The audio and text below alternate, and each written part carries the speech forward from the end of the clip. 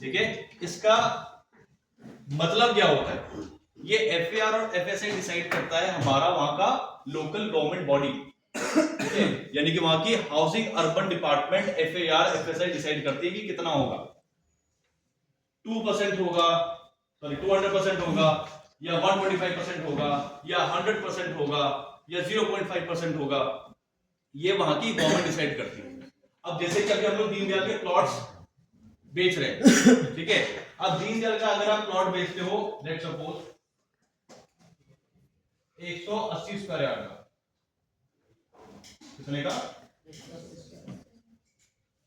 अब इसमें ना मुझे सेटबैक छोड़ने पड़ेंगे। सेटबैक क्या होता है, आगे पीछे दाएं बाएं मुझे कुछ एरिया छोड़ना पड़ेगा, ठीक है, ये सेटबैक इसलिए छोड़े जाते हैं क्योंकि ये मतलब लॉज में तो है ही, इसके साथ साथ इसका कुछ अपना इंडिविजुअल बेनिफिट भी मिलता है।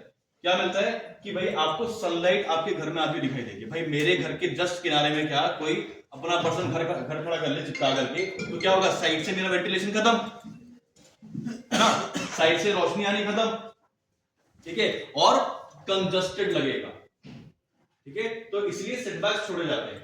और आगे का सेटबैक इसलिए छोड़ा जाता है ताकि आपका रोड से बिल्कुल घर बाहर ना निकले, जैसे बाहर निकलोगे तो आप सीधा रोड पे ना निकलो, घर से बाहर निकलने के बाद में आप एक एरिया में निकलो, आप सामने देखो कि सामने कौन गाड़ी आ रही है, कौन सी गाड़ी नहीं आ रही है, और फिर आप बाहर निकल सको। ये अपने पर्सनल कुछ एथिक्स होते हैं जिसकी वजह से सेटबैक छोड़े जाते हैं। सेटबैक हो सकता है कि यहाँ पे आपका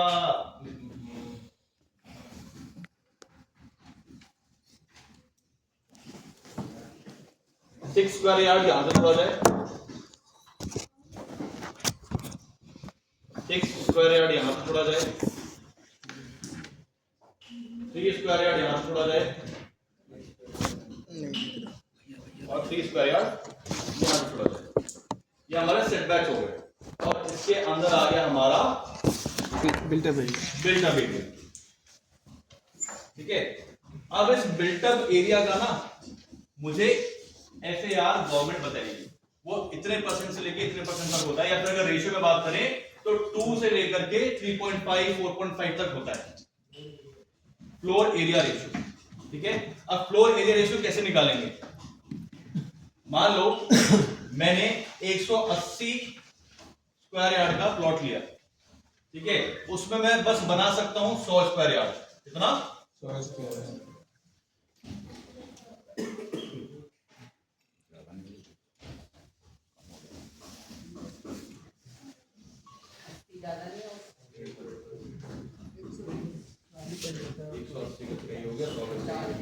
निकला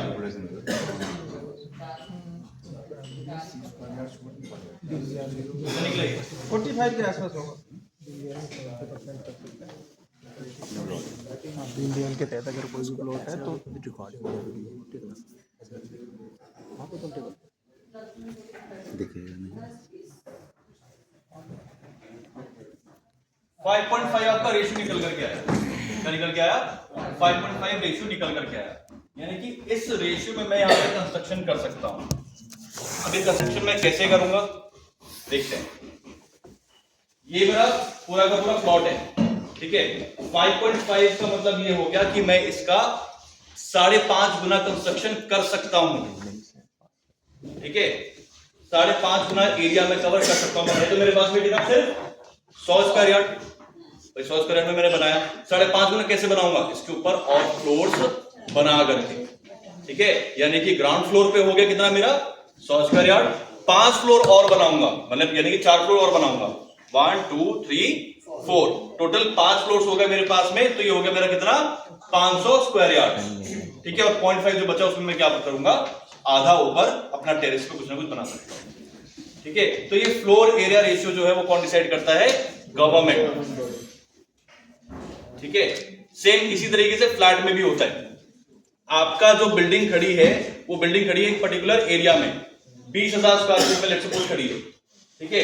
अब 20,000 स्क्वायर फीट का कितना आपको दे रखा है FAR, वो गवर्नमेंट बताती है, उसी के बिहार पर हम क्या करते हैं, वहां पे फ्लोर्स का कंस्ट्रक्शन करते हैं, ठीक है।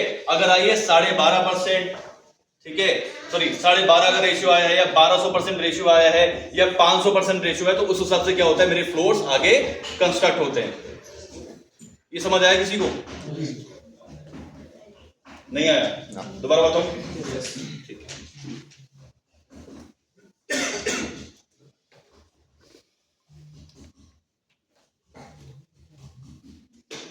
लेट्स सपोज एक बिल्डिंग है, उस बिल्डिंग में कितने फ्लोर है? 10 फ्लोर है। कितने? 10 फ्लोर है। हर फ्लोर का एरिया कितना है? 10,000 स्क्वायर फीट। कितना है? 10,000 स्क्वायर फीट। ठीक है, तो एक फ्लोर का रेशियो, ठीक है, टोटल कितने हैं? 10 फ्लोर। ठीक है, तो 10 × 10 कितना हो गया? 1 लाख। ठीक है, इंटू 100।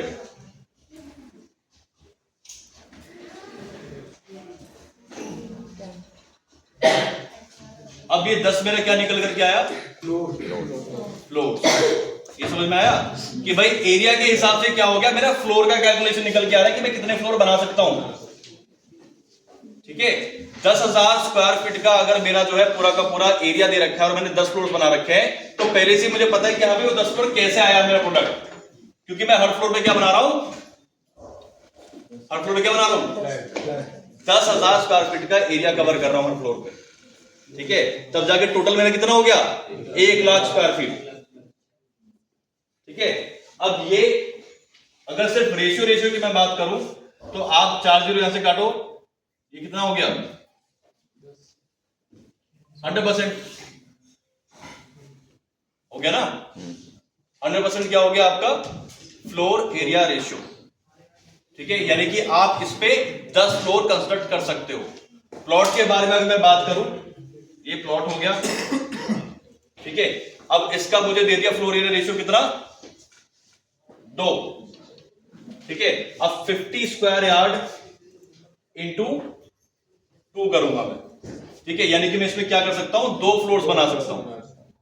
ये मुझे गवर्नमेंट बताएगी। ठीक है, या फिर मैं क्या कर सकता हूं? इसका आधा छोड़ सकता हूं। कितना हो गया? 25। भाई 50 स्क्वायर यार्ड हो गया मेरे पास में। 50 स्क्वायर यार्ड का मेरे पास में क्या है? प्लॉट है। ठीक है, और मेरे पास में निकल के आ रहा है कि मैं कितना? 100 गज बना सकता हूं, यानी कि 100 गज पे मैं कंस्ट्रक्शन कर सकता हूं। मैंने 25 गज छोड़ दिया पार्किंग के लिए। ठीक है, अब मेरे पास में कितना गज बच गया? 25 गज। ठीक है, इसी 25 गज पे मैं 4 मंजिल बना सकता हूं। 25, 25, 25 और 25, तो हो गया मेरे पास में 100 गज। ऐसे भी कंस्ट्रक्शन में कर सकता हूं, ये FAR होगा। अच्छा, इसमें डिपेंड भी करता है कि सरकार ने आपको कोई फ्लोर हाइट की लिमिटेशन तो नहीं दे रखी। अगर फ्लोर हाइट की लिमिटेशन दे रखी होगी तो आप नहीं बना सकते, और अगर लिमिटेशन नहीं है तो आप आगे इतना एरिया छोड़ करके, पार्किंग के लिए कह लो या फिर लॉन के लिए कह लो या गार्डनिंग के लिए कह लो, इतना एरिया छोड़ करके और आप ऊपर 4 मंजिल बना सकते हो। हाँ, मतलब दीनदयाल कॉन्सेप्ट, मतलब प्लॉट वगैरह के अंदर हाँ 30% का सेटबैक है, 70% का आपका कंस्ट्रक्शन है। हाँ, तो 30% का जो आपका सेटबैक है वो रहता है आपका दाएं बाएं आगे और पीछे। ठीक है, इस हिसाब से आप अपना सेटबैक छोड़ते हो। उस सेटबैक में आप कुछ भी उसका यूज नहीं कर सकते सिवाय गार्डनिंग के और अपनी गाड़ियां खड़ी करने के अलावा। अगर गाड़ी खड़ी करने तक का अगर आपके पास में जगह रहता है, कार अगर खड़ी कर सकते हो तो वहां पे कार खड़ी कर सकते हो, वरना बाइक साइकिल ये खड़ी कर सकते हो वहां पर, गार्डनिंग कर सकते हो। ठीक है, इसके बाद में हमारा आता है LTV। क्या आता है? FSI सेम ही होता है, मैंने बताया ना, शुरू में बताया था कि FAR हम लोग अपने इस वाले रीजन में, नॉर्थ वाले रीजन में यूज करते हैं FAR। FSI बिल्कुल सेम है, हम गोवा, बैंगलोर, ठीक है, चेन्नई, हाँ वो फ्लोर स्पेस इंडेक्स हो जाता है। ठीक है, मेरे फ्लोर का एरिया पूरे टोटल प्रोजेक्ट का कितना परसेंट है। ठीक है, उसी से निकल करके आता है हमारा FAR। अगर आपको अपने फ्लोर का एरिया पता है, ठीक है, फ्लोर का एरिया लेट्स सपोज कितना हो गया? 10,000 स्क्वायर फीट, और पूरा का पूरा आपका जो प्रोजेक्ट है वो कितने लेट्स सपोज 1 एकड़ में, यानी कि 4,840 स्क्वायर यार्ड में है। इसको हम कन्वर्ट करेंगे किसमें? स्क्वायर फीट में। करना जरा कितना आ रहा है? 4,840 इंटू 9 करो जरा, 4,840 829 हाँ 111 नहीं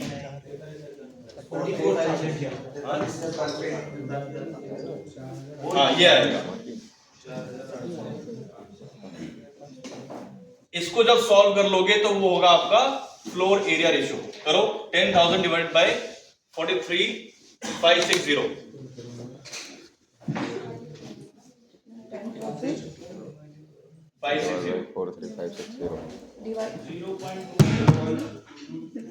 हाँ तो 0.22 हो गया आपका क्या रेशियो। इसको अगर आप परसेंटेज में कन्वर्ट करोगे तो ये आएगा आपका 220।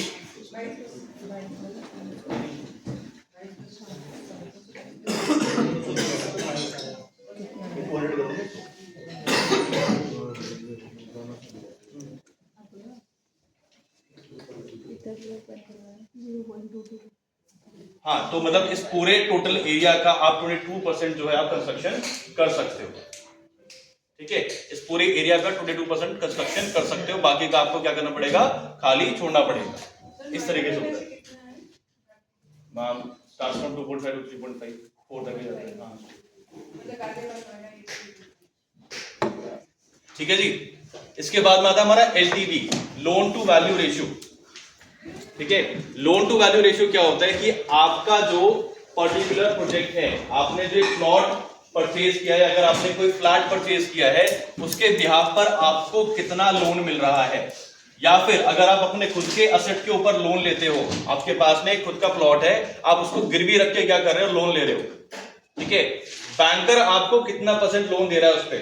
लेट्स सपोज आपके प्लॉट की वैल्यू है आज के डेट में 10 लाख रुपए, बट बैंकर आपको दे रहा है 8 लाख रुपए।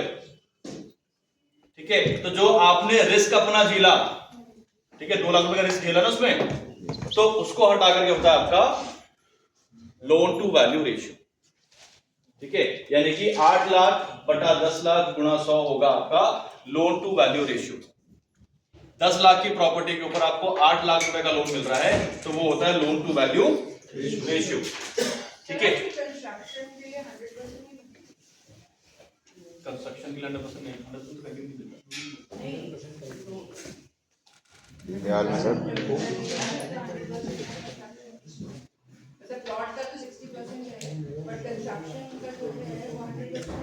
नहीं, अगेन डिपेंड्स। ठीक है, 100% तो मतलब रेयरली मिलता है कहीं भी नहीं। ठीक है, हाँ, दीनदयाल में भी नहीं, ऐसा नहीं है कि 100% आपको कंस्ट्रक्शन पे मिलेगा।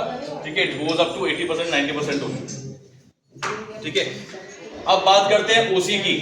हम बाबा बोलते हैं सर ओसी आ गया, ओसी आ गया, ओसी आ गया। ठीक है, हम अल्लाह का आर्डर अपने क्रिएटिव में डाल रहे हैं ओसी सीसी रिसीव। क्या है इसका मतलब?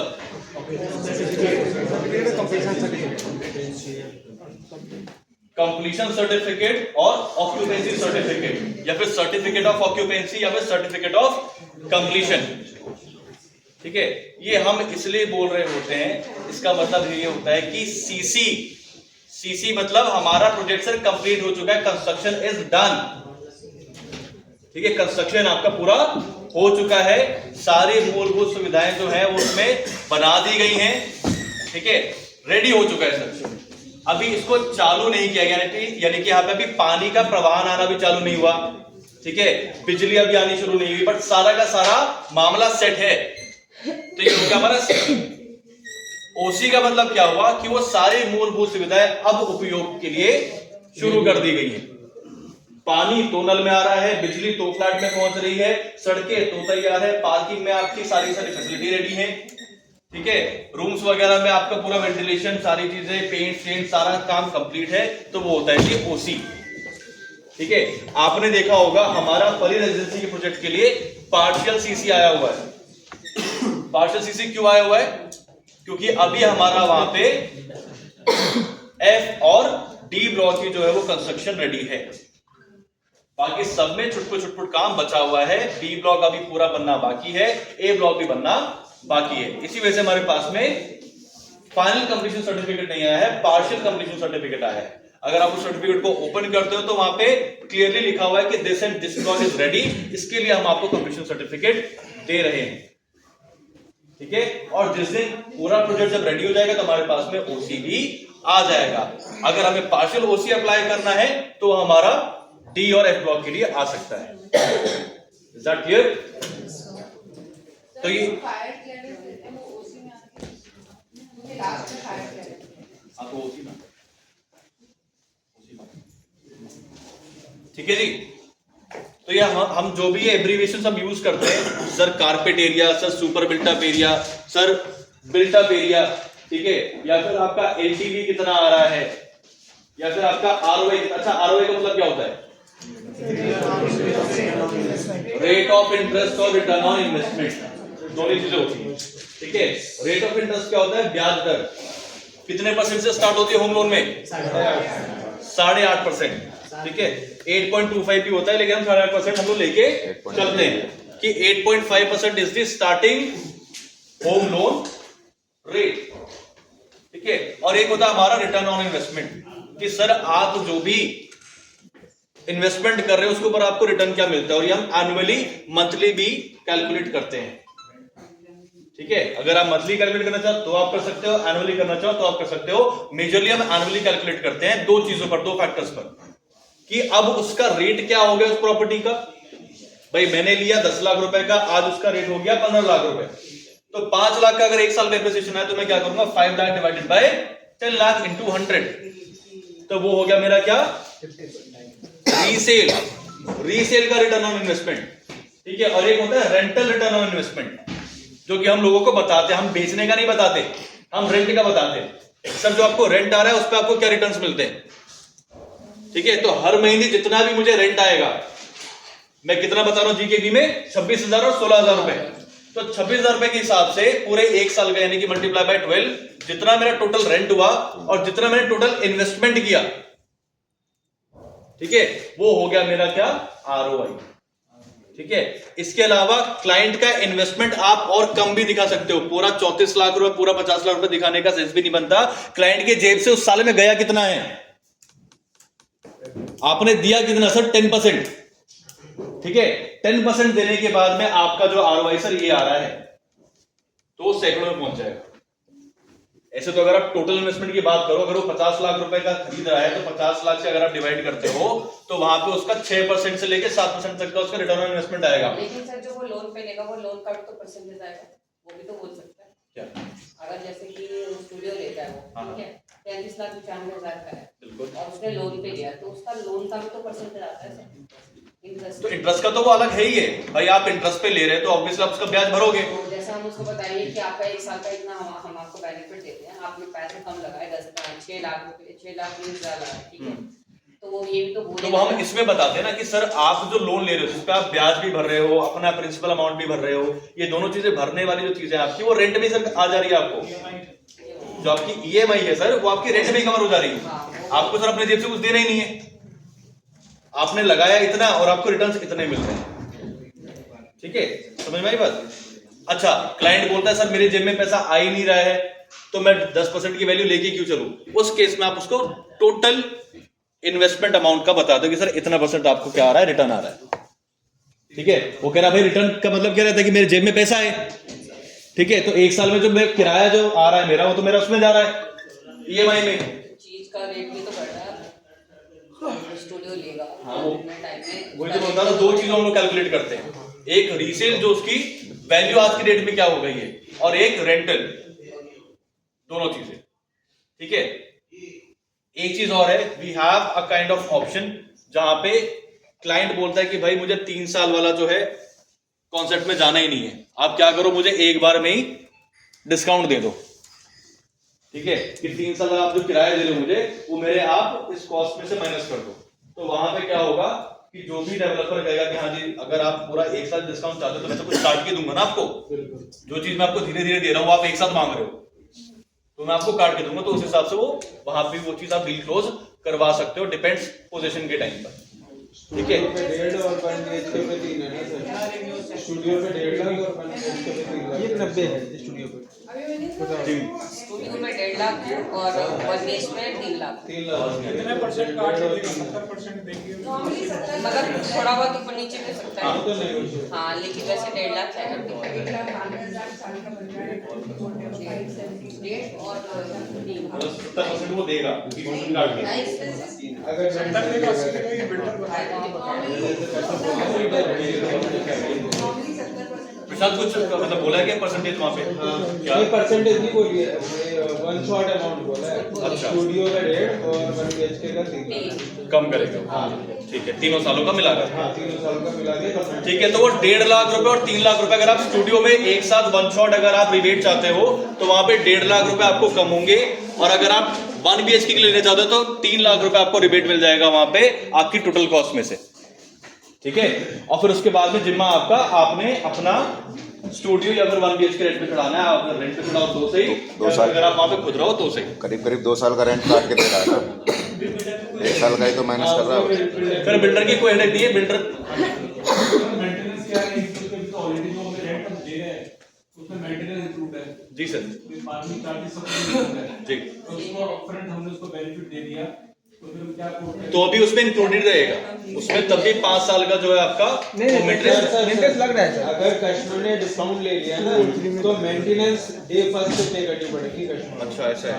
अगर उसने डिस्काउंट ले लिया वो है नहीं फायदा पे नहीं जा रहा है तो डे फर्स्ट से उसको मेंटेनेंस देना पड़ेगा, मंथली बेसिस भी या ईयरली बेसिस जो भी रहेगा तो डे फर्स्ट से तो अपना रेंट तो मेंटेनेंस सर फिर उस टाइम से लगना चालू हो जाएगा, मतलब ये लोग होकर गए हैं वहाँ पे, पूरा डिस्कशन हो रखा है। ठीक है, तो डे फर्स्ट से आपका जो है मेंटेनेंस लगना चालू हो जाएगा, और वो क्लाइंट सॉरी डेवलपर जो है वो बता देगा कितना रुपए लगेगा। ठीक है, वो आपका जब पोजीशन जब वो ले रहा होगा या फिर जब उसकी रजिस्ट्री हो रहेगी उस टाइम पे लास्ट में जाके डिस्कशन होता है। ठीक है, तो स्टार्टिंग में आपको बस क्या बताना है भाई अपने प्रोजेक्ट के बेनिफिट्स, ठीक है, और क्या आप इसमें और फेवर ले सकते हो वो आपको बता के डिस्क्लोज करना है बस। सिर्फ मेंटेनेंस या लगाओ तो पार्किंग नहीं, पार्किंग तो इसमें वो आने जाने वाली है, इसमें पार्किंग का कोई सीन नहीं है। मेंटेनेंस जो है वो सिर्फ आपको करनी पड़ेगी। क्लब हाउस वो भी पे करना पड़ेगा इंक्लूसिव, बस मेंटेनेंस।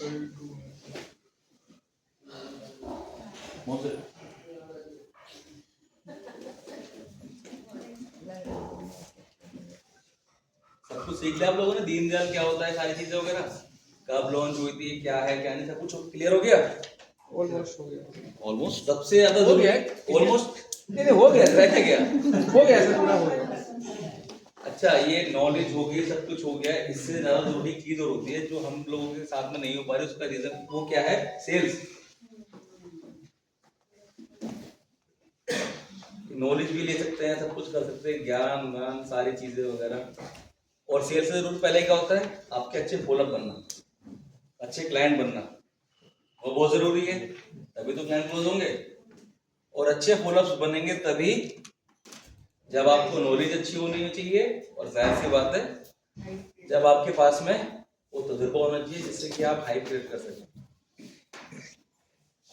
और फिर उससे जरूरी क्या होता है, अच्छा डेटा होना है कि नहीं है। डेटा नहीं होगा फिर फायदा क्या, पता लगा आप कॉल कर रहे हो तो वो रिक्शे वाला निकला, हो रहा है। हो सकता है ना, पता रिक्शे वाला।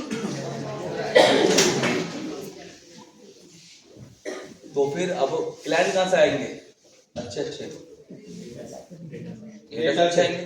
डेटा से और डेटा कैसे आएगा, अब कंपनी पे डेटा तो इतना सारा है नहीं, मार्केटिंग करते हैं। तो आपको वो डेटा खुद को खुद निकालना पड़ेगा। अरे सारा ज्ञान मैं बता दूं। सर ये सर तो फिर तो मेन डेटा का कोर है, ये ये तो तो बताना आप पड़ेगा ना बताइए। कहाँ से निकल रहा है। ये तो कोर है, मैंने तो बताया तो सभी की सभी उस पे लग जाओगे। कोई बात नहीं सर, अच्छी बात है। उतना प्रोडक्शन बढ़ेगा सर, काम ज्यादा होगा सर। उतना प्रोडक्शन बढ़ेगा। बताओ तो सही सर, ये मूल मंत्र है एकदम। है ना?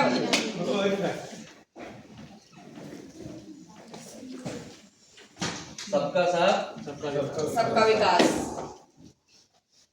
सबसे जरूरी होता है डेटा।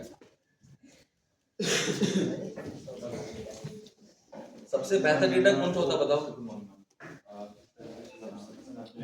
सबसे बेहतर डेटा वो होता है जो कि एक एजुकेटेड बंदा हो, पढ़ा लिखा होना जरूरी है क्लाइंट का। दूसरा उसकी इनकम अच्छी हो, सिविल स्कोर अच्छा होना चाहिए उसका। वो हम कैसे करें, हम हम उस रो डेटा में कैसे बता सकते हैं कि कौन कितना पढ़ा लिखा है, कौन क्या कर रहा है। सबसे ज्यादा डेटा होता है गवर्नमेंट डेटा, ये तो निकलता नहीं है, पर मिले कहां से गवर्नमेंट डेटा लगा है पॉसिबल है कई सारे सोर्सेज हैं जहाँ से छुटपुट मिलता है, वन शॉट में नहीं मिलेगा। मैं बताऊंगा कहां से निकलेगा, ठीक है।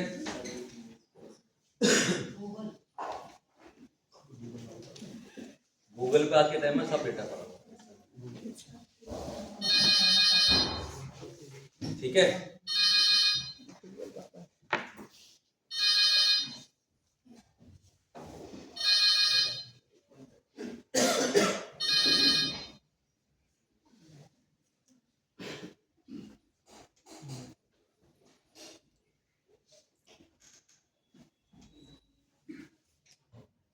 जहां का चाहिए वहां का निकलेगा। कम से कम 1000 डिपार्टमेंट है गवर्नमेंट के। क्या डालना है आपको? पहले PDF, telephone directory, CPWD, Delhi police, UP police, doctor, engineer, data नहीं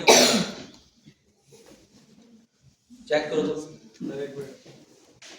डेमो दे रहा तो निकाल दो।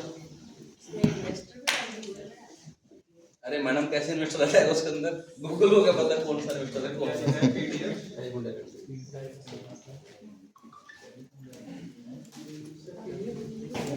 पीडीएफ डालना है आपको पहले। ऐसा ज्ञान को देता नहीं है, आपको बता ध्यान रखना।